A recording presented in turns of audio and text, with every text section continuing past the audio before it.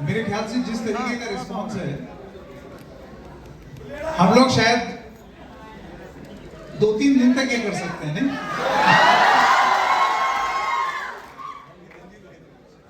क्यों रंजीत भाई, 2-3 दिन तक कर लें? हाँ? आप लोगों का बहुत बहुत स्वागत। और किसी को भी यहां पर इंट्रोड्यूस कराने की जरूरत है नहीं, लेकिन अब अगर कोई बीच में बोला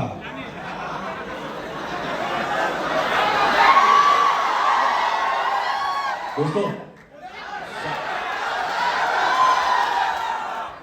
शांति से बैठोगे तो सब कुछ अच्छा रहेगा, है ना? Please, thank you. आप लोग शांति से सुनिए, बैठिए आराम से। हाँ, सुना सुना सुना, ठीक है, थैंक यू। अब अगर कोई बीच में बोला तो प्रहलाद चा जो है, अभी तो उन्होंने गुंडाई शुरू भी नहीं की है। आप सब लोगों का बहुत बहुत स्वागत। यहाँ पर जिस तरीके का आपने हम लोगों को रिसेप्शन दिया है, दिल से आभारी। Humbling experience. मनु जी, फैजल भाई और हमारे अपने प्यारे अमित सियाल साहब, ये लोग लोकप्रिय हैं, लेकिन इनकी यात्रा जब ये लोकप्रिय होने की ओर आगे बढ़ रहे थे, ये यात्रा कठिन रही है। आज जो आप लोग प्यार दे रहे हैं इनको, उसके पीछे की कहानी, और ये लोकप्रियता इनको और ज्यादा मिली है ओटीटी प्लेटफॉर्म से, जो कि अब हम सबके फोन में है, और फोन के माध्यम से आप लोग जो हैं एक रूहानी नाता बना चुके हैं हर किसी से। तो मैं सियाल साहब पहले आपसे शुरू करना चाहता हूँ। संक्षेप में अगर आप ये बता सकें कि यात्रा आपकी शुरू कैसे हुई और ओटीटी ने आपकी यात्रा को कैसे प्रभावित किया। तो यात्रा मेरी कानपुर में पैदा हुआ बड़ा हुआ, आप ही लोगों की तरह था। स्कूल जाता था, पढ़ने में मन नहीं लगता था, आप लोगों को लगता होगा शायद। तो पढ़ाई लिखाई करने की बहुत कोशिश करी, हो नहीं पाई वो। और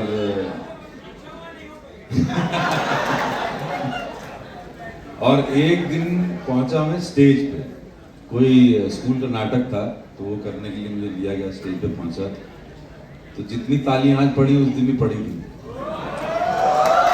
तो मैंने सोचा कि यही काम कर लेना चाहिए जिसमें तालियां पड़ रही हो, गालियां ना पड़ रही। तो शुरू हुआ संकेत भाई स्कूल से, और फिर क्या है कि कुछ लॉ जल जाती है अंदर, दीपक जल जाता है कि यार यही करना चाहिए, यही रास्ता ठीक है। और वहीं स्कूल में नाटक करते करते करते करते मेरी माता जी को ऐसा लगा कि नाटक करते करते थोड़ी गुंडाई भी करने लग गया, तो निकाल लो कानपुर से। क्योंकि ज्यादा नाटक और गुंडाई के अलावा कुछ होता नहीं था कानपुर मंदिर में।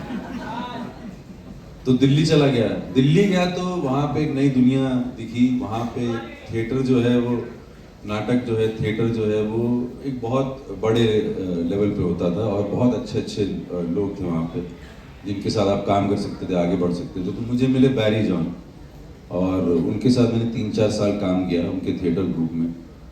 और वो जिंदगी का ऐसा आनंद था कि उससे पीछे हटा नहीं जा सकता था।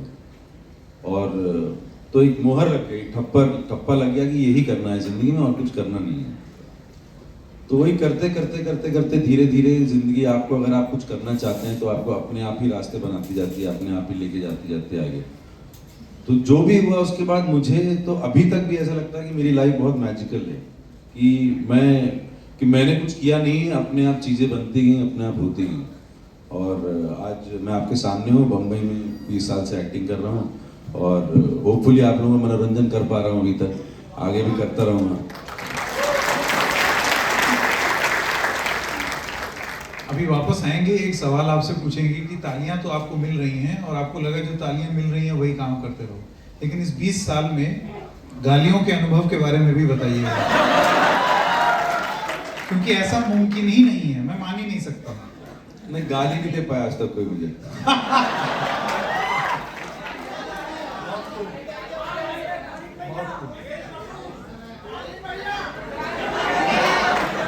तालीम भी कहाँ दिया था गाली यार।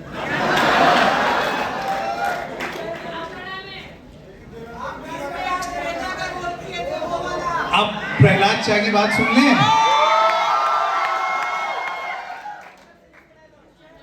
फैजल भाई, तुम यहाँ जाओ।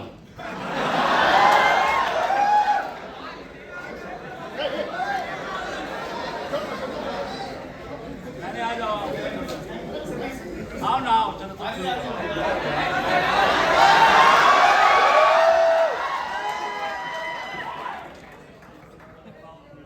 अब बताओ। मेरा नाम अनिल वस्ती है और मैं बीवॉक MIT जो अभी मालूम में नए नए कोर्स 2019 में आया है उसमें मैं रेडियोलॉजी कर रहा हूँ और वो मेरे कुछ साथी भी वहाँ बैठे हुए हैं जो कुछ देर पहले मेरा नाम गुड्डू है, ठीक है, घर का नाम गुड्डू है तो लोग मुझे बोलते हैं गुड्डू पंडित। और मैं बहुत एक्साइटेड हूँ कि सर से आज मिला और मैं बहुत दिन से सर का वेट कर रहा था कि मैं किसी बहाने से प्रहलाद चा का मिक्स में। Sir thank you sir.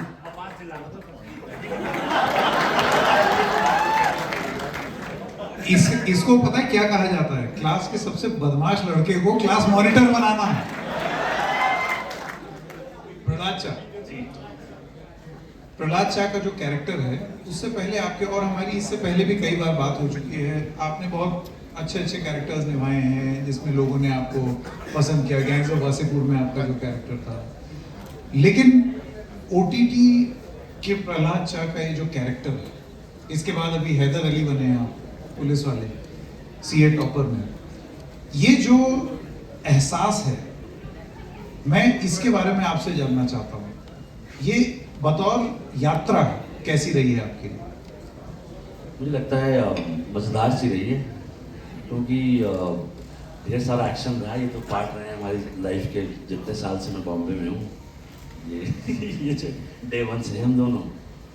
और जो है वो जो जिसको हम लोग पहले बहुत टफ समझते थे, आज रात में कभी कभी सोच के जो है हंसते हैं कि बताओ इतना भी क्या चाइनीज खाना था मिर्चे वाला उस रात कि जो है भूख लगी थी तो बोला गया कि भाई मिर्चाई ज़्यादा डाल दो, पानी पी लेंगे तो पेट भरा रहेगा। और उस आदमी ने, चाइनीज़ वाले ने उसको अपनी जो है डिश ही बना डाली। उसको हम लोग बोलते जहरीला चाइनीज़। एक कप खाइए और आप समझ लीजिए आर पार है वो। तो अनुभव जब अच्छा टाइम चल रहा होता है तो अनुभव उस चीज़ को देख के काफ़ी लोग हैं ऐसे जिनको लाइफ में और अच्छा होना चाहिए। हम मुझे तो बस ऐसा लगता है कि वो बहुत टफ था पर बहुत अच्छा था। अब उसमें से ही कॉमेडी निकल जाती है कभी कभी सोच के कि जो है जब उस टाइम सोच रहे थे कि दुकान पे रुके और ये कर लें कि वो कर लें, ऑप्शन नंबर ऑप्शन 2 परिवार चलो खा ही लेते हैं, कल सुबह जो है देखा जाएगा जो होगा, है कि नहीं। अब भूख से तो बड़ा कुछ होता नहीं ना भाई। और आप लोग जैसे पढ़ रहे थे, अच्छा है इतना एक्शन होना चाहिए आप लोग की एज में, चिल्लम चिल्ली का। एक्चुअली बोरिंग बच्चों की तरह रील तो नहीं देख रहे हो, थोड़ा बहुत तो अच्छा ही है। चलो इतने लोग आए हैं कुछ सुनने उनने के लिए। मुझे लगा कि प्रहलाद चा ये रील देख नहीं रहे हैं, रील बना रहे हैं।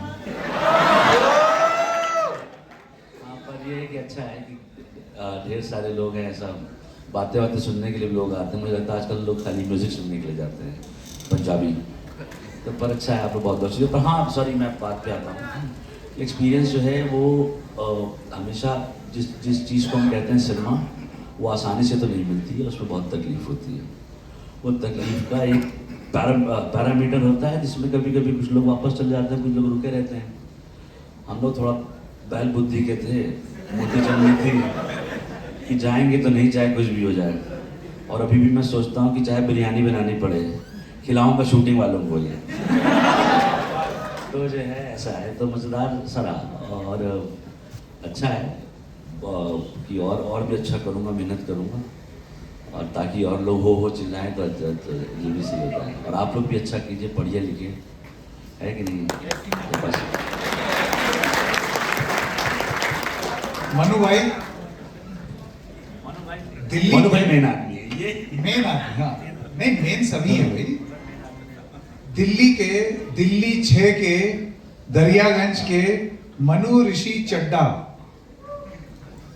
मनु ऋषि बनने की यात्रा वो बताइए।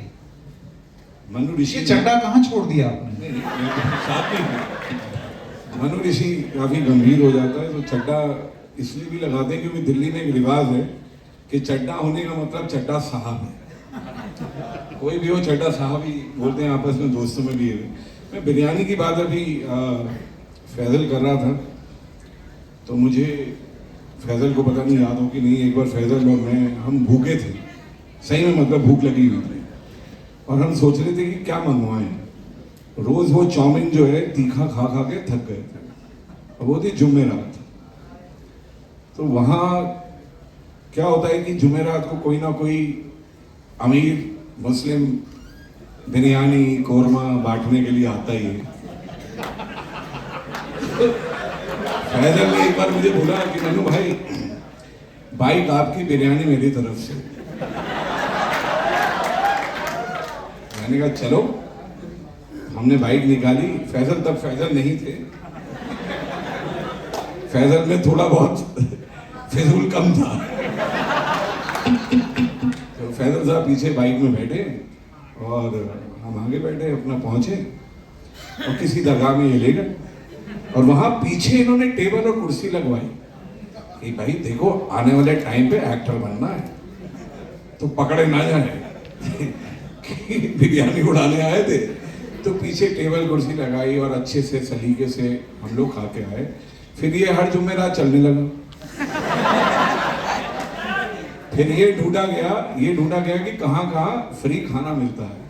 तो गुरुद्वारे में गए, है ना, गुरुद्वारे में लंगर फ्री मिलता था, तो आधा घंटा सेवा भी करते थे और गुरुद्वारे में खाना भी खाते। तो एक स्ट्रगल को कहने का तात्पर्य ये है कि स्ट्रगल को हम जितना स्ट्रगल बोलेंगे उतना सामने वाले के लिए तकलीफ दे होगा।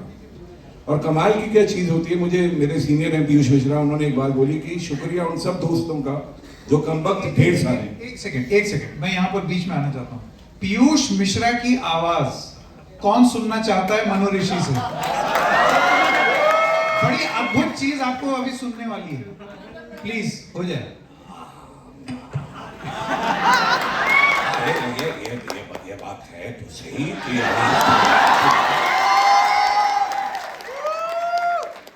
और शुक्रिया उन सब दोस्तों का जो हम बहुत सारे हैं की मोहब्बत है जिसने बहुत काम आसान करा दिया, वरना पीयूष मिश्रा तुम और तुम्हारी औकात होती है। पीयूष भाई हम सबके करीब रहे, तो स्ट्रगल को बहुत ही रंगीन, इमोशनली कनेक्टेड, आसान, ये सब हमारी जर्नी का एक हिस्सा बन जाते हैं। और कमाल की चीज ये है कि सब लोग अपने अपने घर से अकेले आते हैं और ये दोस्त बनते रहते हैं, और सब में एक ही चीज कॉमन होती है कि कल किसका ऑडिशन है, अगर तुझे काम मिल जाए तो देख यार रेंट तू दे देना। तो ये एक बड़ी सुंदर स्ट्रगल की लाइफ होती है, जिसे स्ट्रगल इसलिए कह रहे हैं क्योंकि जब पैसे ना हो तो स्ट्रगल, जब पैसा हो तो तरक्की। तो खेल सारा यही है। और मेरा पुरानी दिल्ली से आना इसलिए भी संभव हुआ। ये किस लिए ताली मारी थी? पानी के लिए? पानी पहुंचा इनकम टैक्स डिपार्टमेंट के लिए। ऐसी मैंने कोई बात अभी की नहीं। तो पुरानी दिल्ली चांदनी चौक से एक यात्रा, एक जर्नी जो शुरू हुई, वो हुई इसलिए क्योंकि कुछ एक दोस्त ऑलरेडी वहाँ थिएटर के साथ जुड़े हुए थे। रजत कपूर, संजीव शर्मा, जिन्होंने साधु चक्के एक फिल्म बनाई। तो उन लोगों के पीछे पीछे आपको लगता है कि ये एक रिवाज है, चलिए एक आर्ट की तरफ जा रहा है तो दूसरा भी साथ चले, और फिर अपनी एक मेहनत है, अपनी मशक्कत है, थिएटर करना, उसकी आदत हो। फिर एक दिन बॉम्बे आना, बॉम्बे के लिए अपनी एक स्ट्रगल करना या जद्दोजहद में लगे रहना। सो कुल मिला के छोटे में यही कहेंगे कि आप अगर ठान लेते हैं और एक इरादा बना लेते हैं कि आपको एक्टिंग करनी है, तो आपके अंदर जो वो इच्छा है एक आर्टिस्ट की, वो अपने आप एक जादुई दुनिया बनाती है और सब संभाल लेती है। आप इसको जितना आसान समझेंगे उतनी ही ये बेहतरीन लगेगी। और अगर आपको लगा कि ये एक मिशन है तो आप बेशक चूक सकते हैं मतलब लाइफ में। आप इसे आसान बना दें, इसे रोजमर्रा की जिंदगी का हिस्सा बना दें। बस उसमें ये होगा कि 10 दिन 15 दिन 20 दिन 2 साल 1.5 साल 3 साल शायद काम ना हो, पर ये भी एक्टर की अपनी एक प्रोसेस का हिस्सा है। तो ये बातें तो बहुत होती रहेंगी, सवालों का सिलसिला नहीं।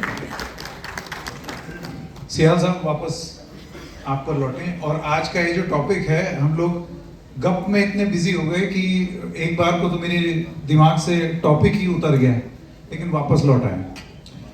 ओटीटी की बात हो रही है, और अक्सर ये बोला जाता है या ये माना जाता है कि जो बंदिशें टीवी में या सिनेमा में थी, उससे कहीं ज्यादा आजादी है ओटीटी में अपने किरदार को निभाने की, अपनी बात कहने की।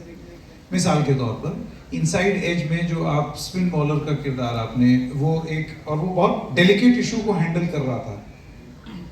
आप उसमें एक अपर कास्ट प्ले करते हैं, आपकी टीम में एक लोअर कास्ट आ जाता है, आप उसको ट्रीट किस तरीके से कर रहे हैं, वो नुआंसेस भी दिखाई दे रहे हैं।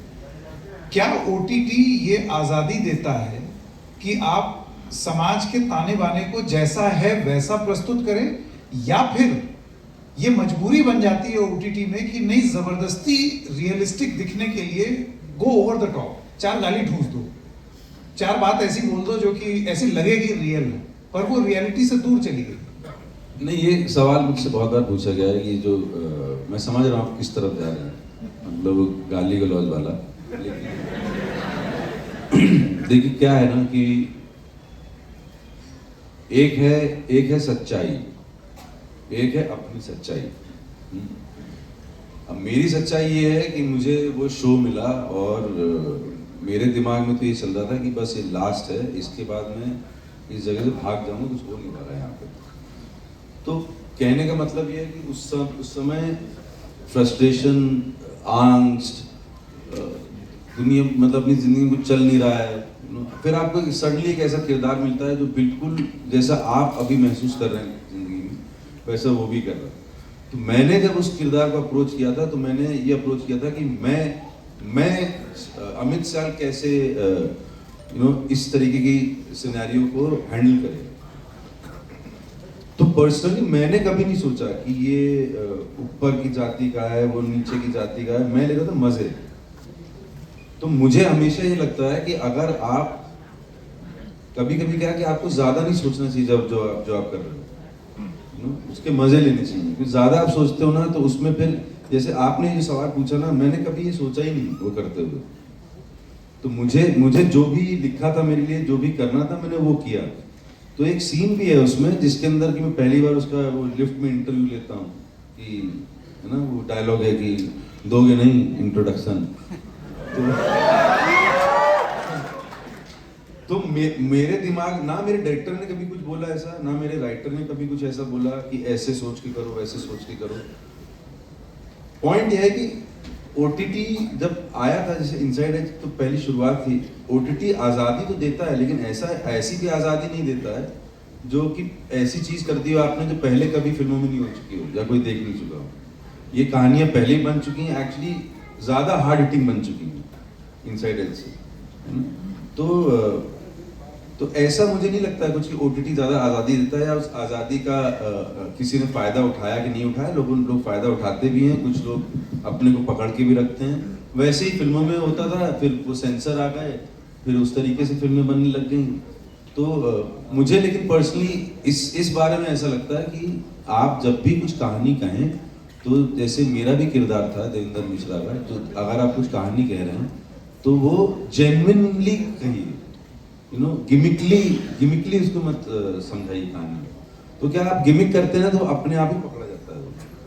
और मुझे नहीं लगता कि इनसाइड एज में इतना कुछ ज़्यादा गिमिक था, स्पेशली देवेंद्र मिश्रा के किरदार में वो था ही वैसा। अगर आप उसको वैसा नहीं बनाएंगे तो अगर आपने पूरा सीजन देखा 3rd सीजन तक, तो वो आर्ची नहीं बन पाएगा वो उसका कैरेक्टर। तो आई थिंक वो गिमिक के लिए नहीं था, वो था ही ऐसा। नहीं, वो जो मैं पूछना चाहता था वो प्योरली फॉर गिमिक वाली बात नहीं। एक तो आज़ादी और कहाँ जाकर के आप अपनी आज़ादी की जिम्मेदारी समझते हैं और कहाँ वो आपके सृजन से टकराने लगती है, एक तो वो चीज़ थी, उसका जवाब तो आपने दे दिया। लेकिन फैजल भाई, ये सवाल ख़ास तौर से जो द वायरल फीवर की प्रोडक्शंस होती हैं, उनको एक कंपैरिजन की तरह बाकी प्रोडक्शन से देखा जाता है। मिसाल के तौर पर पंचायत, बहुत ही खूबसूरत सेटिंग एक गांव की, और गांव के जो कैरेक्टर्स हैं उनके नुआंसेस कितनी सिंप्लिसिटी के साथ, कितने कॉम्प्लेक्स वो कैरेक्टर्स हैं, वो दिखाने की कोशिश बिना एक गाली का शब्द इस्तेमाल किए। ठीक है, अब ये भी अपने आप में एक नुआंस है, जिम्मेदारी समझते हुए। आपका वो सीन यहाँ शायद सब रोए होंगे जब आप रोए थे, तो कहाँ आप कोई चीज दिखाने के लिए दिखा रहे हैं, उसको अच्छे से समझते हुए दिखा रहे हैं, या your commercial interest take over. देखिए ये भी तो सच्चाई है, आप एक कमर्शियल चीज बना रहे हैं और उस चक्कर में आप क्या है कि आप शायद उस गांव की रूह में नहीं घुसे, लेकिन आपने स्क्रिप्ट में लिखा हुआ है गांव है, एक डायलॉग है वो पढ़ डाला, पर उसमें रूह नहीं है। ये है मेरा सवाल। वो क्या है कि अगर मैं इसका एक एग्जांपल देता हूँ, हमारे जिस शो से आपने किया रिलेट, अगर एक प्लेटफॉर्म या इंडिया का 60% कंटेंट वैसा बनेगा तो कोई नहीं देखेगा पंचायत को। वेरिएशन बहुत ज़रूरी है इस दुनिया में। अगर मैं सुबह से लेकर रात तक, जैसे वापस एक बड़ा पुराना सा मजाक है फिर से कर देता हूँ कि 15 साल जब लोगों को टीवी दिखाया तो एक ही जैसा था ना वो। आप जिस चैनल को खोलिए वो एक ही जैसा है, इसीलिए उसका वो उसने क्या किया कि उन्होंने सबको बताया दुनिया में जाके कि ये एक जैसा कंटेंट सब चैनल पे बनाओ, सेम टाइम पे चलाओ, जिसमें 5 औरतें एक बहू सब मर्डर का प्लान कर रही हैं, 10-15 साल दिखाओ और ये चलेगा एक जैसा। तो अब कोई नहीं देखता उसे। लड़कियां लोग भी थक गए ना देख देख के औरतें घर की, भाई बस करो, ये तो काम वाम नहीं है क्या इन लोगों के पास। और इन सारे शो में एक कॉमन चीज़ है, मर्द कोई काम नहीं करता है, वो भी घर में रहता है। ये औरतें हमेशा तैयार रहती हैं, कोई नागिन बन जाती है। इसका यूनिकनेस कब था? जब एक शो चला था केबीसी के बाद, जिसे हम कहते थे कहीं किसी रोज, क्योंकि साथ भी कभी कभी बहुत, ये 3 शो जब चले थे, उसका यूनिकनेस था। अब इसीलिए क्या होता है भाई कि एक जैसी चीज़ें अगर स्टैटिक हो जाएंगी तो ऑडियंस जो है वो ढूंढ के देखती है, वो जाती कुछ और देखने के लिए। वो कुछ और देखते देखते बेचारे जितने मेल लोग थे वो जाके न्यूज चैनल देखने लगे एंटरटेनमेंट के नाम पे।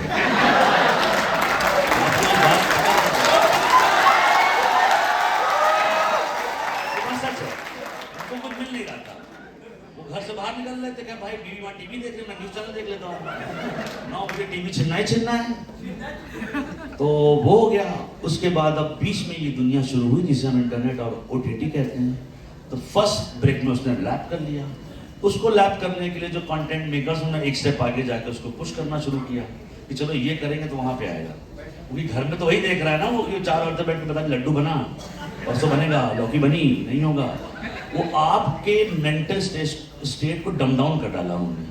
उनको ये लग रहा था कि 7 सीन का एक एपिसोड बनाएंगे, ये लोग हफ्ते से 5 दिन देखेंगे, संडे उसका रिपीट टेलीकास्ट देखेंगी और मंडे से फिर शुरू हो जाएगा।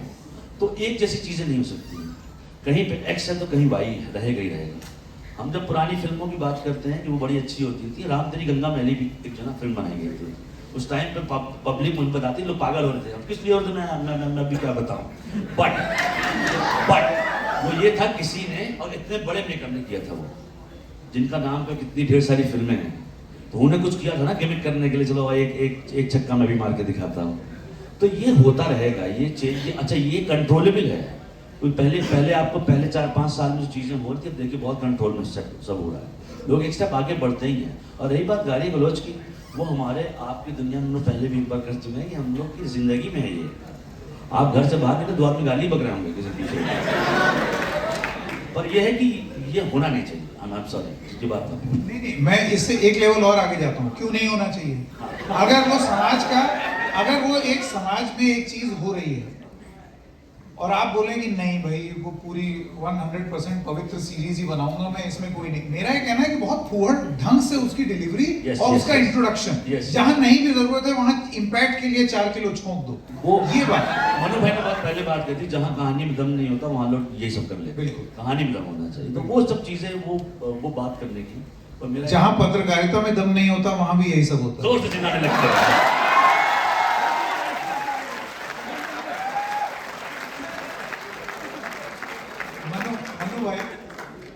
मनु भाई देखिए, हर चीज का एक एवोल्यूशन हमने इस देश में देखा है।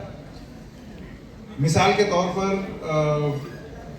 टीवी सीरियल्स दूरदर्शन के ज़माने के, जिसको देख करके लोग बोलते हैं कि क्या बढ़िया एक फ्लो हुआ करता था और किस तरीके से मतलब अच्छे से तमीज़ से स्ट्रक्चर बनाया बुनियाद जैसे सीरियल में। फिर 90s आते आते before the advent of digital TV, जुनून या और सब प्रोग्राम, और उसके बाद तो इन्होंने सन 2000 के बाद के टीवी सीरियल का उल्लेख कर ही दिया है। उसके बाद फिर अब जैसा भी आ रहा है जो ये चीज़ हमने न्यूज़ में भी होते हुए देखी है। एक समय था जब न्यूज़ जो है वो समझ में आता था कि न्यूज़ हो रही है, फिर कब न्यूज़ का बिग बॉसीकरण हुआ वो हमसे छुपा हुआ नहीं। लेकिन अब दर्शकों के सामने एक ऑप्शन है कि या तो वो न्यूज़ का बिग बॉस देख लें या फिर वो यूट्यूब पे आकर के हम जैसी नाचीज़ों को देख लें, और देख रहे हैं, ठीक है, दोनों लोग एग्जिस्ट करते हैं। मेरा सवाल आपसे ये है कि क्या OTT प्लेटफॉर्म्स उस जगह पहुंच गए हैं जहां पर वो भी क्या दिन थे से बहुत ही अपने गर्त में पहुंच गया, और अब इससे अब इवॉल्व हो रहा है कि सब तरीके की चीजें परोस के रखी हुई हैं OTT में? देखिए, OTT में सबसे पहले तो एक फ्रीडम नाम की चीज जो राइटर के पास है, जो राइट फ्रीडम का मतलब ये नहीं कि उसको सिर्फ सच ही बोलना है, उसको अपनी सोच को व्यक्त करना है। वो तो OTT ने दे दिया है कि OTT एक ऐसा। इससे पहले मनु भाई आगे बोले, मैं आप लोगों को बता दूं क्योंकि शायद बहुत सारे लोगों को नहीं मालूम हो, मनु भाई जितने काबिल एक्टर हैं उससे ज्यादा काबिल राइटर भी हैं। ये आप लोगों को जानना बहुत जरूरी है। शुक्रिया। तो OTT ने एक सोच के लेवल पर फ्रीडम दे दी है कि आप जो करिए वो अगर हमें कन्विंसिंग लगता है, इंटरेस्टिंग लगता है, यानी कि हमें का मतलब जो OTT प्लेटफॉर्म में क्रिएटिव टीम्स होती है, मार्केटिंग टीम भी होती है, तो हम उसको उस तरीके से पेश करेंगे। देखिए, सबसे बड़ी चीज ये हुई है कि OTT is no more a family thing now. आप एक फोन पर अपना कंटेंट देखते हैं, आप अपनी लैपटॉप की स्क्रीन पे अपना कंटेंट देखते हैं। पहले हम चाहे जिस फैजल ने बोला कि टीवी का एक ऐसा दौर आया, वो दौर का जो भी मायने हम निकालें, लेकिन क्या एग्रेशन था उसके अंदर, क्या मीडियम बनाया था टीवी को। बहुत बड़े बड़े शोज जो बहुत अच्छे थे, हम लोग से लेके बुनियाद से लेके, उन्होंने उस एग्रेशन को कभी देखा नहीं था, जिसको हम कहेंगे कि सेंस ऑफ मार्केटिंग थी, बिजनेस था, स्टारडम था एक्टर्स के पास, एक बोरियत थी, इसलिए वो खत्म भी हो रहा है धीरे धीरे। और OTT उसके सपोर्ट में आ भी गए, क्योंकि लोगों को जो नशा है देखने का वो भी मिल रहा है, अब लोग चॉइसेस भी बना सकते हैं। लेकिन अभी OTT प्लेटफॉर्म में हम लोग जो एंजॉय कर रहे हैं उसका 5% भी निकल के नहीं आ रहा। हम जो एंजॉय कर रहे हैं, अगर हम इंटरनेशनल लेवल पर चले जाएं OTT के, तो हमको लगता है कि यार अभी हमें वहाँ बहुत समय लगेगा पहुँचने में, और धीरे धीरे फ्रीडम भी जा रही है। अभी बहुत कुछ पॉलिटिकल, एक राइटर अपनी जर्नी से, अपने ट्रैवल से, अपनी सोच से लेकर आता है, लिखना चाहता है, लेकिन वो शायद चैनल्स में या OTT प्लेटफॉर्म्स में बोल रहा है कि अब नहीं है। और फिर भेड़ चाल वाली बात है, तो कहीं ना कहीं OTT में ये कमी भी है। OTT में ये कमी भी है कि एक मिर्जापुर बना, उसके बाद आप गिन लीजिए, मुझे नहीं ध्यान, लेकिन मुझे पोस्टर्स देख देख के एयरपोर्ट के पास जरूर दिखता था, ये भी एक मिर्जापुर है, वो भी एक मिर्जापुर है, वो भी एक मिर्जापुर है। इतने शोज आए गैंगस्टर के, जिन्होंने यूपी को, पता नहीं यूपी के पास कभी कोई लेखक रहे, कभी कोई कवि रहे या नहीं रहे। तो OTT ने गंद भी मचाया है। OTT हमको पहचान दे रहा है एज एन एक्टर, एक राइटर को फ्रीडम दे रहा है, लेकिन जिसके पास छोटी सोच है और वो उसको बड़ा बम्बैया तरीके से बेचना चाहता है, उनको भी प्लेटफॉर्म है। तो कहीं ना कहीं मैं मिर्जापुर का हिस्सा हूँ, अमित सियाल भी मिर्जापुर का हिस्सा है। गालियों पर हमको बार बार, हम जब भी ऑडियंस के सामने आते हैं, हमें ये बोला जाता है, हम अपने शो को बचाने की कोशिश भी करते हैं कि गाली तो हम वास्तविकता में देते हैं, लेकिन थोड़ा सा गलत भी है। तो OTT की फ्रीडम को सही मायने में इस्तेमाल करना आ नहीं रहा है। ये मेरा अपना पर्सनल मानना है कि आ नहीं रहा है। अमित सियाल साहब, ये मिर्जापुर में सब लोग मर क्यों जाते हैं? इसके बारे में तो मैं पहले रोकूंगा और पहले एक बात बोलूंगा। मैं मिर्जापुर में IG कर रहा हूँ, और IG जो है वो कभी सीएम जो है घुमा रही हैं, कभी अब जो है त्रिपाठी भैया घुमाएंगे, कुछ ऐसा खेल होगा। मैं अपने डायरेक्टर को बोलता हूँ कि भैया प्लीज हमको मिर्जापुर में मार दो, अगर हम मर गए तो अमर हो जाएंगे। मौर्य अमर हो गया, मुन्ना अमर हो गया, अब ये आईजी दुबे भी अमर करता था। सियाल साहब का जवाब, वो इससे पहले कि आप जवाब दें उसमें, अब क्योंकि क्या आप- क्या हाँ, हो सकते हाँ। मुझे तो शक है इन लोगों पे जिन्होंने बनाया मिर्जापुर कि ये मुझे ज्यादा पसंद नहीं करते थे, इसलिए मार दिया उन्होंने मुझे तो कोई कारण ही नहीं समझ में आता था कि क्यों मारा। ये तो कह रहे हैं आप अमर हो गए मरने के बाद। ये इनकी चाल है, ये अमर होना चाहते हैं। अच्छा, दोनों ही पुलिस की नौकरी में है ना।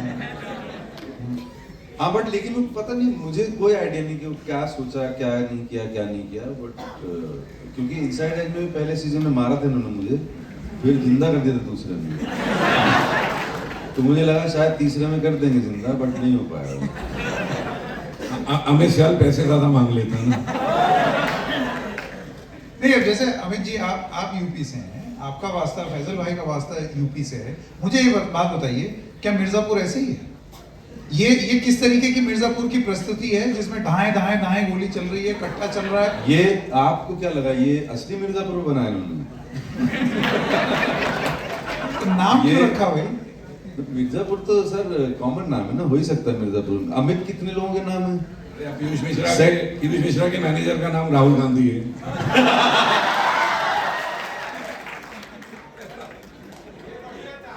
क्या वो प्रधानमंत्री बनना चाहते हैं? हाँ, वो तो पूछा जाएगा।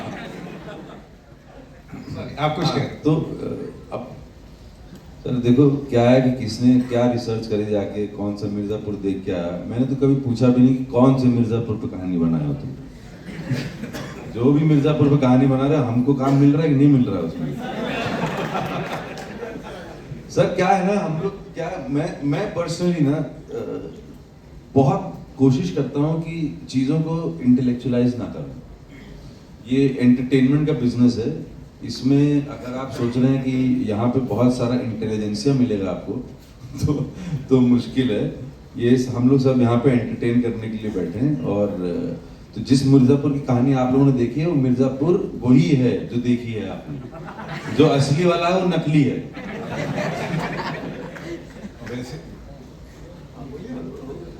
वैसे भी क्या हो रहा है, मैं तो बहुत ही इसको थोड़ा इंटेलेक्चुअल को देता हूँ, कभी कभी मैं दे देता हूँ। आपको करना ही चाहिए सर, आप करना ही चाहिए। अभी हो क्या रहा है, अमेज़न एक अमेरिकन कंपनी है।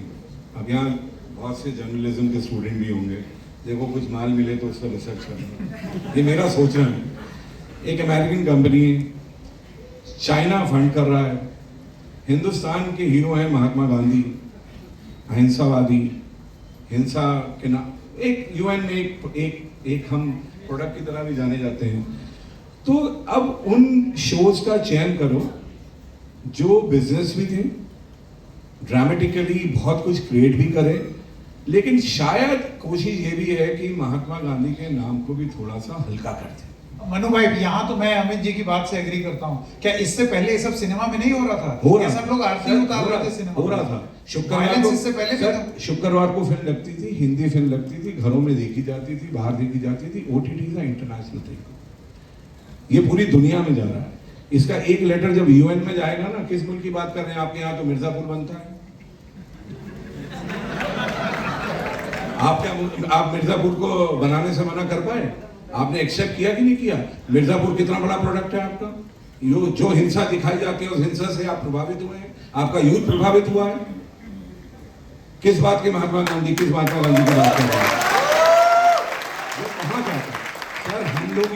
हम लोग ही इस पे क्योंकि जब मैं जो लिखना चाह रहा था, मेरी कहानियां रोती थी, मैं रोता था कि यार ये तो बात बात पे गोली चला रहे हैं, बात बात पे गुंडैया दिखा रहे हैं। और मेरी कहानी में तो मैं चाहता था कि कोई रो पड़े या हंस पड़े। जिनको स्लाइस ऑफ लाइफ कहते हैं, क्या उनको कभी दिखा पाएंगे? क्या उन कहानियों को बता पाएंगे? नहीं बता पाएंगे। इतना डर भी बनाया ऐसे शोज में। लेकिन हम वो भी देख रहे हैं कि एक राइटर का अपना, मैं खुद राइटर हूं, हम एग्जैजरेट भी करते हैं। तो वो मिर्जापुर जिनकी बात आप कर रहे हैं, वो कतई मिर्जापुर वो नहीं है। लेकिन ये वो मिर्जापुर है ये वो मिर्जापुर है जिसे सब लोग देखना चाहते हैं।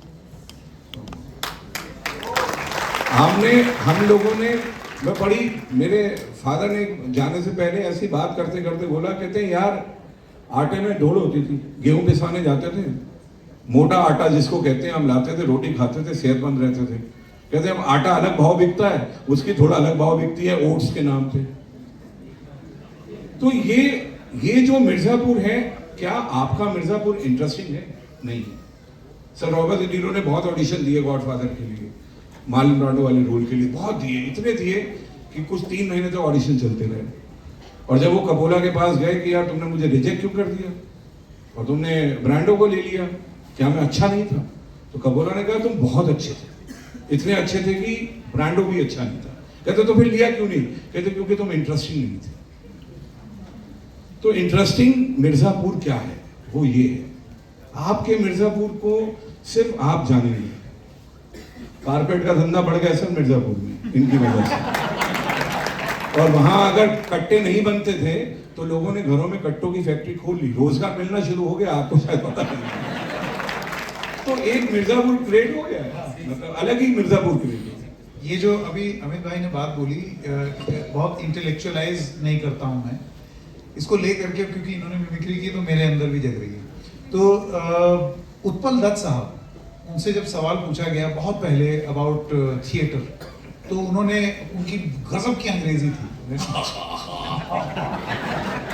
तो उन्होंने बोला I have always used it as a tool of political propaganda and I have used it like that, but the problem is that these days theater is being intellectualized all over the world and this disease is catching up in this country as well, and I think it's a bloody waste of time. ये उनके शब्द थे theatre के लिए कि आपने इतना intellectualise कर दिया कि अब कोई देखना ही नहीं चाह रहा है, 4-5 लोग देख रहे हैं, वही आपस में yes very nice that nuance, जनता तो आ ही नहीं रही है, तो क्या दिखा रहे हैं आप? आपको लगता है यही चीज, यही लॉजिक जो है वो ओटीटी में भी होता है? और इसी से जुड़ा हुआ, इसी से मैं जक्सटापोज कर रहा हूँ आपकी series Panchayat, it is as real as a real village, और फिर भी लोग देख रहे हैं। ये तो अजीब सी स्थिति है।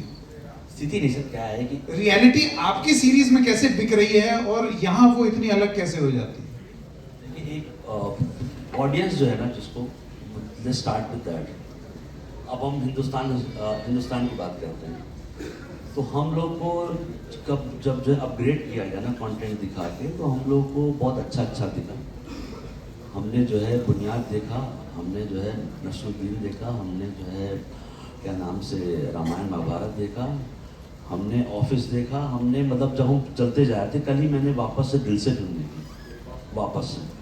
मुझे लगता है ऑस्कर जीतने वाली फिल्म है वो आज के डेट में, अगर जो भी कहना चाहिए। तो वो एक ऑडियंस है जो आपको, आप जहाँ पे हैं, और उस जैसे उस साल अगर हम उस टाइम 10 साल गए, तो आज हम लोग 40-42 साल। तो हमारा ह्यूमन ब्रेन जो है, जो हम कंटेंट बना रहे हैं, उस चीज़ को सोच के ये बना रहे हैं। ये तो नहीं बनाने जा रहे हैं ऐसी चीज़ कि ये खुद ही लिखें और जो है डर जाएं। तो एज वाइज, डिपार्टमेंट वाइज जो स्ट्रक्चर होता गया, उसके हिसाब से लोग अपनी अपनी कहानियाँ कह रहे हैं। इसी बीच में सब कुछ चल ही रहा था कि आधा कंट्री जो है वो पैन इंडिया फिल्म बना रहा है, और उससे बचा हुआ कंट्री इंडिया पाकिस्तान का फिल्म बना रहा है। उसी बीच में एक फिल्म आती है लापता लेडीज, पब्लिक जाती है और ढूंढ के देखती है उसे। तो उस चीज़ को मैं हमेशा मानता हूँ कि अगर कोई चीज़ अच्छी बनी है तो लोग जाएंगे उसे ढूंढ के देखेंगे। ये इस प्लेटफॉर्म, ये इस मीडियम का स्ट्रेंथ है। स्ट्रेंथ 2 तरीके का होता है, bad strength, good strength. Good strength जो है वो ये है कि आप जाएंगे, आप लोगों ने देखी महाराजा, देखी कि नहीं देखी? महाराजा देखी, ढूंढ के देखी, जा के देखी। पर वही कह रहे हैं, जो मेकर जो है ना, डिसीजन मेकर और ऑडियंस, बहुत बड़ा सा गैप है भाई। वो 10 आदमी बना रहे हैं, 10 करोड़ लोग देख रहे हैं। वो 10 आदमी 10 करोड़ का डिसीजन ले रहे हैं, वो रॉन्ग है। वो हमारी बात ऑल अबाउट कन्विक्शन। ठीक है। अब एक में यहाँ पे फिल्म बनती है, उसका नाम नहीं लूंगा, पर नाम वैसे बता दूंगा। एक हीरो एक फिल्म में 1800 लोगों को मारता है, उसको ब्लेड भी नहीं लगता है। अनबिलीवेबल फिल्म है वो, KGF। अब वो 14 बार एंट्री है, और जब हॉल में जाके देखा तो पब्लिक भी पागलों के साथ देख रही है। वो हर बार एंट्री कर रहा है, वो मतलब बात ही नहीं हो पा रही इससे भाई ठीक से। तो वो भी तो अब वो भी तो अजीब सी चीज़ है ना सर, मतलब कि और वो जो बना रहे हैं उनको पता है कि ये तो पब्लिक देखने आएगी आएगी, तो वो जो आप समझ लीजिए कि जो ऑडियंस जो देख रही है उसका उसकी मात्रा बहुत ज़्यादा है, पर जो बना रहा है वो अपने माइंड सेट से बना रहा है। उसे लग रहा है कि बॉस मैं ये फिल्म बनाऊंगा 1000 करोड़ रुपए लगाऊंगा और ये लोग देखने आएंगे ही आएंगे, क्योंकि उसके पास एक पीपीटी पहुंची हुई है, सब चीज़ के पीछे एक पीपीटी होती है। तो कोई ना कोई बनाता है, बोलता है कि बॉस डिज्नी की फिल्म चलाओ, बच्चा घर में जाके रोएगा, अपने बाप को परेशान करेगा, अपनी माँ को लेगा, 4 आदमी पिक्चर देखने आएंगे। इसमें हीरो हीरोइन कभी मरेंगे नहीं, 14 हीरो 15 विलेन, चलता रहेगा जीवन में, इसमें कोई कहानी नहीं है। तो एक चीज़ वो भी बन रही है। एक चीज़ आपको मैंने बताई कि लापता लेडीज, बोले दुनिया में सब चलता रहेगा सर, ये कभी ये एंडलेस है, क्योंकि हम अगर ये सोचेंगे कि हम एक साथ सबको बदल जाएं, तो मतलब जैसे एक आपको एग्जाम्पल आता है, सीआईडी जैसा शो जो है वो नहीं चल रहा था, पता है आपको, उसको डे में लगाया गया। सोचे डे में कौन खाली होगा, मर्द लोग बैठे हुए हैं, उन्होंने सीआईडी सावधान इंडिया देखना शुरू किया, उस वजह से उसकी आई रेटिंग तब जो है सीआईडी बनने लगा। वरना आपने देखा है क्या चल रहा है, रघु क्या है, देवा दरवाजा तोड़ो, ऐसा कोई बनने खोलना है क्या पुलिस वाला नहीं होता ना। तो हर एक चीज का अपना अपना ऑडियंस है, वो उसे जा के ढूंढ के देख रहा है और उससे लेता जा रहा है और उसको अच्छा लग रहा है वो, और उसे देखा जा रहा है। लोग तो ऐसी ऐसी फिल्म देखते हैं, मैंने तो काफी ऐसी फिल्म देखी सर जिसे कोई नहीं देखने जा रहा है, मतलब कि इसमें नहीं होती चक्रू तेरा जाल, चक्रू तेरा जाल, वो वाली जिसमें हम हिमेश रेशमैया की फिल्म भी देखने गए थे और पूरे समर्पित भाव से, क्योंकि उसमें इरफान खान भी थे और 4 लोग थे हम, तो गए। तो सर तो यहाँ मेरा कहना मतलब यहाँ जितने भी लोग बैठे हैं उन्होंने ऐसा नहीं लगता उन्होंने खाली पंचायती देखा है, उन्होंने शायद कुछ जो है ब्रेकिंग बैड भी देखा होगा, किसी ने एक्स देखा होगा, किसी ने वाइल्ड, अपनी अपनी चॉइस के हिसाब से सब देख रहे हैं। तो वो फाइट है सर, वो क्योंकि बनाने वाला जो है ना उसका कभी कभी होता है डिसीजन। कुछ लोग 3-4 जैसे डिज्नी, मुझे आज तक नहीं समझ में आया उनका फिल्म, मैंने कहा मैं तो जाता नहीं देखने के लिए, क्योंकि वो बहुत फ्रॉड है, वो उसमें मर ही नहीं रहा था, मैं एक बार अपना टाइम वेस्ट करके देख चुका हूँ, वो मर नहीं रहा है और कहानी में किसी एक को मरना पड़ेगा। दोस्त अगर एक्शन है कि नहीं, हीरो को जिंदा ना, हीरो मर रहा है ना हीरोइन मर रही है, वो जिंदा हो रहा है, वो पैसे मेरे खर्चा हो रहा है, तो एंडलेस है ना वो सर। तो वो है, वो बनाने वाले की है, देखिए जैसा ऊपर वाले चाहे। हमारे पास 8 मिनट और हैं, तो वेरी स्ट्रिक्टली 2 या 3 सवाल ऑडियंस से लेते हैं। आप बताइए आप किससे पूछना चाहते हैं।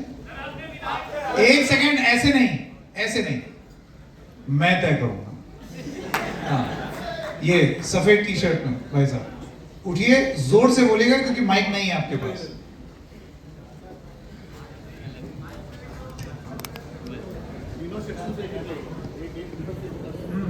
Good evening sir. सर मुझे ये जानना है कि पंचायत सीजन 3 में जो बांस का सीन आया था वो किसका डिसीजन था?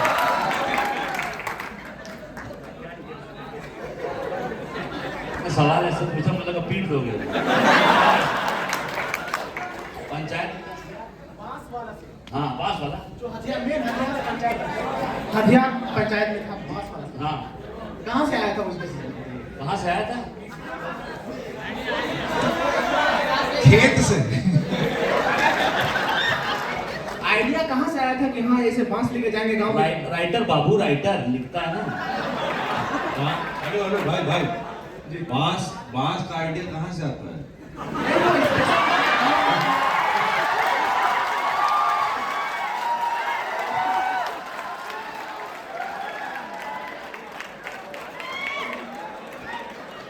थैंक यू भाई, थैंक यू। अब तीनों सेक्शन से एक सवाल यहाँ से हो गया, एक इधर से लेना पड़ेगा। यहाँ देखें, नहीं 1 सेकेंड, मैं चाहता हूँ कुछ महिलाएं सवाल पूछें। कोई जी बिल्कुल, माइक पहुंचाइए।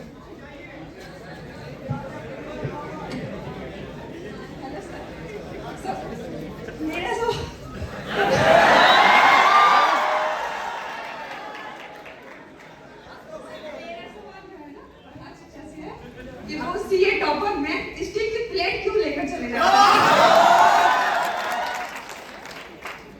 क्या है कि उसमें कुछ चीजें चली गई तो उसमें आइडिया उन्होंने जब लिखा था कि जितनी बार भी वो जहाँ जाएगा दुकान पे उनके कुछ ना कुछ सामान लेके आएगा।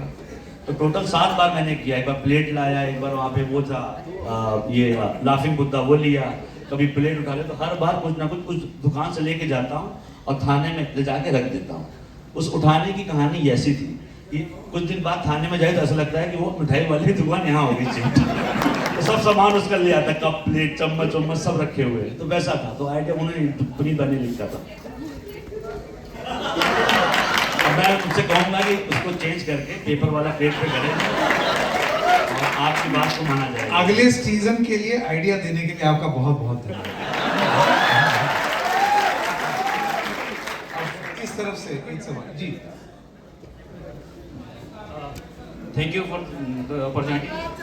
कुछ साल पहले एक फिल्म आई थी सवाल आपका किससे? उनसे मनुष्य ऋषि चड्ढा से और अमित सियालसर से। अच्छा, वो फिल्म थी फंस गए रे ओबामा।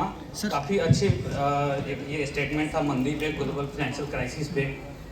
तो मुझे लग रहा है कि अमित सियालसर का थोड़ा सा पहले कुछ फिल्मों में से वो है। तो उस फिल्म के बनने में आप दोनों की जो केमिस्ट्री थी उसके बारे में थोड़ा सा आप कुछ बताएं प्लीज़। यार मेरा तो यही है, केमिस्ट्री इसलिए थी क्योंकि हम तो दोनों खाली थे उस समय। हम बरिस्ता में चाय पीते थे, कॉफ़ी पीते थे, वहाँ डायरेक्टर साहब आते थे और हम लोग किस्से कहानियाँ उनको सुनाते थे, उन्होंने हम लोगों को हंस कर ली। इससे ज़्यादा और पैसे भी दोनों के एक ही एग्रीमेंट में बने थे। जो पैसे मिले थे उसमें मनु ऋषि चड्ढा है, अमित सियाल और 51,000 हमको मिले थे, 51,000 इनको मिले थे। मैंने बोला था इसको 1 लाख दे दो, इसका वाला रोल मुझे दे दो। वो दिया नहीं सुभाष कपूर ने, लेकिन उसके बाद मुझे कोई रोल नहीं दिया। तो ये केमिस्ट्री यार, वो क्या होता है कि कभी कभी जो राइटर होता है, जो खुद ही डायरेक्टर थे, वो लिखते ही इस तरीके से हैं कि यार ये दोनों दोस्त हैं, इनको ले रहे हैं हम, तो इनके भी प्लस माइनस पॉइंट्स लिख दो।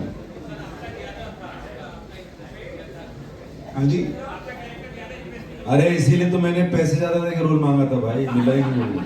और तब से ये सुभाष कपूर को पैसे देता जा रहा है और रोल लेता जा रहा है। ऐसे नहीं, ऐसे नहीं, एक सेकंड, ऐसे।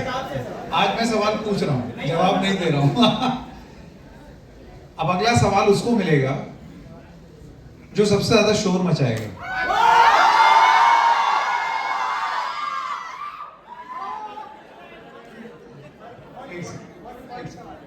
ये शोर मचा था, किसी ने चूटी काट ली।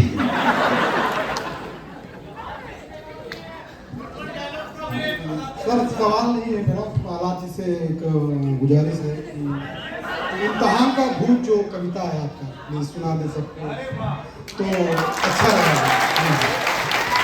मैंने आज सुबह ही देखी, अद्भुत। भाई वो मेरी कविता नहीं है, कितनी और की थी। मैं टीचर्स डे में टिप के आ गया था कई सारे। अरे वैसे ये कि हे प्रभु इस दास की इतनी मैंने सुन लीजिए, इस बार मेरी नाव को उस पार तो कर दीजिए। मैं नहीं डरता प्ले से, मौत या तूफान से, कांपती है रूह मेरी पर सदा इम्तिहान से। इस भयानक भूत को किसने क्या इजाद था, वो आदमी था या किसी शैतान की औलाद। पाठ पढ़ना, याद करना, याद करके सोचना, सोच कर लिखना, उसे लिख कर उसे फिर सोचना। टाए टाटा रोज रखता हूँ प्रभु, दिन रात किताबों के पन्ने रखता हूँ प्रभु। भाग में लेकिन न जाने कौन सा अभिशाप है, रात को रखता सुबह मैदान मिलता साफ। अमित सियाल, फैजल मलिक और मनु ऋषि, बहुत बहुत धन्यवाद आप लोगों का। Thank you.